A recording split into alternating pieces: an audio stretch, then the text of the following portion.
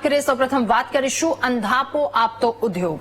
જી હા, દેવભૂમિ દ્વારકામાં દેવા પરવા ઔદ્યોગિક એકમોના લીધે નરકાગાર જેવી સ્થિતિનું નિર્માણ થયું છે। ટાટા કેમિકલ્સમાંથી આવતા પ્રદૂષણથી લોકોની સ્થિતિ બદતર થઈ રહી છે। હાલત એવી છે કે ગામ લોકોને શ્વાસ લેવામાં પણ મુશ્કેલી પડી રહી છે। કંપનીમાંથી ઉડતા કેમિકલના લીધે સ્થાનિકોને સ્વાસ્થ્ય સંબંધિત સમસ્યાઓમાં વધારો થયો છે, તો કેમિકલના લીધે ગામમાં આંખ ગુમાવનારાના કિસ્સામાં પણ વધારો થઈ રહ્યો છે।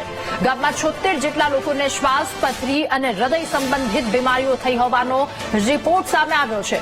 તો કેમિકલના લીધે શાળાએ જતા બાળકોના સ્વાસ્થ્યને પણ નુકસાન થયાનો ભય લોકોને સતાવી રહ્યો છે। અનેક રજૂઆત કરવામાં આવી, તેમ છતાં કોઈ જ કાર્યવાહી ન થતી હોવાનો સ્થાનિકો દ્વારા આરોપ લગાવવામાં આવ્યો છે। તો કંપની સાથે જીપીસીબીના અધિકારીઓની મિલીભગત હોવાની પણ લોકો દ્વારા આક્ષેપ કરવામાં આવી રહ્યો છે। ત્યારે કંપની સાથે જીપીસીબીના લોકોની મિલીભગત, અધિકારીઓની મિલીભગત, ટાટા કેમિકલ્સમાંથી આવતા પ્રદૂષણ કે જેણે લોકોની હાલત બદથી બદતર કરી નાખી છે।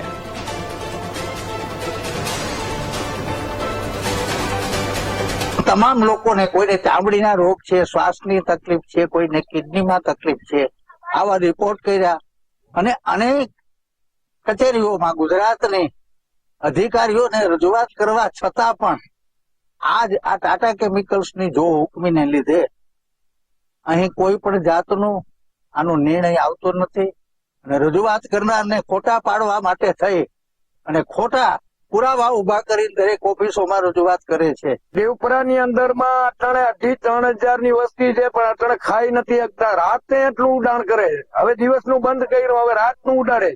રાતનું કોઈ મોબાઈલ થી તો કોઈ શૂટિંગ ઉતરી ન શકે।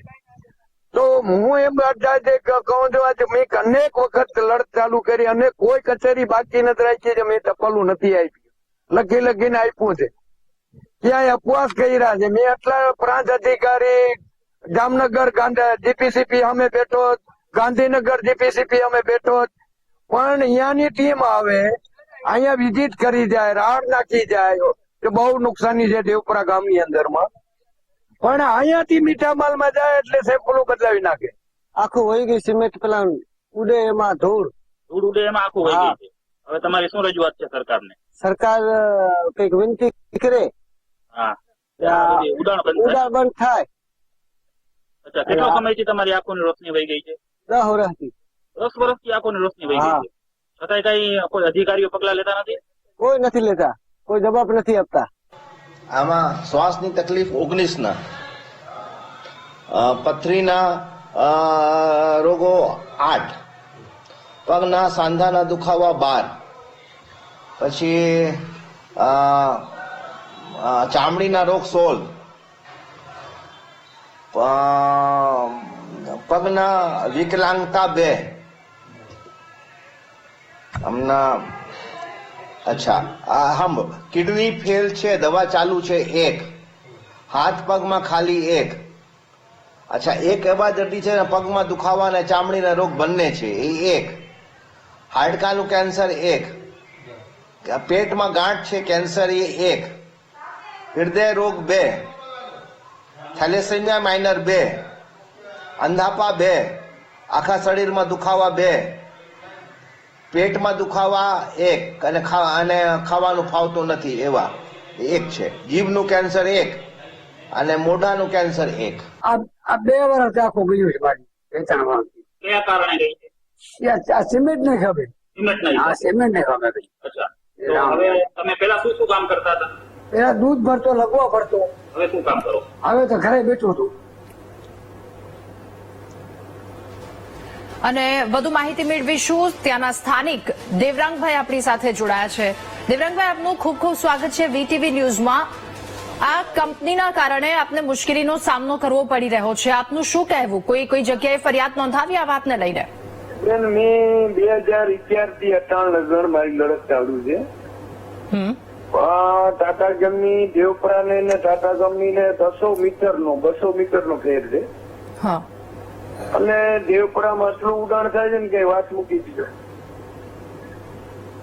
અહીંયા બેસી નથી શકાતું, એટલું ઉડાણ થાય છે। આજ બપોરે આવ્યા હતા, બધા વિડીયો શૂટિંગ ને બધું ઉતારી ગયા,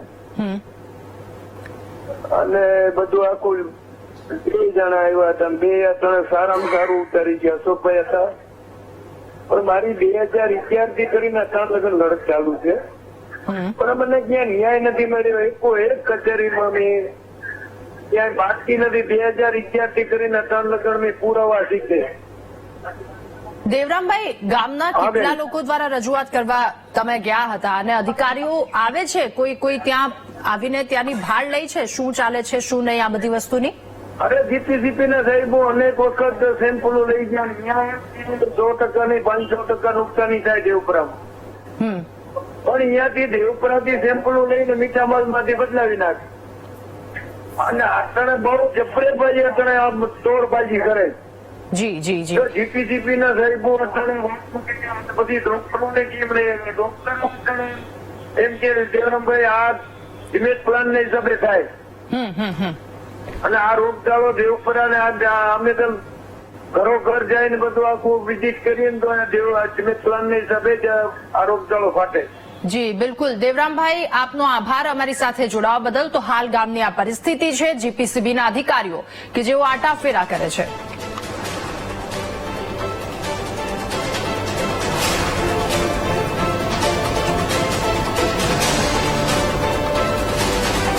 કેમિકલના લીધે શાળાએ જતા બાળકોના સ્વાસ્થ્યને પણ નુકસાન થવાનો ભય છે. સવાલ અનેક ઉઠી રહ્યા છે કે લોકોના જીવનને નર્ક બનાવી દેતી આ કંપનીની સામે એક્શન ક્યારે લેવામાં આવશે?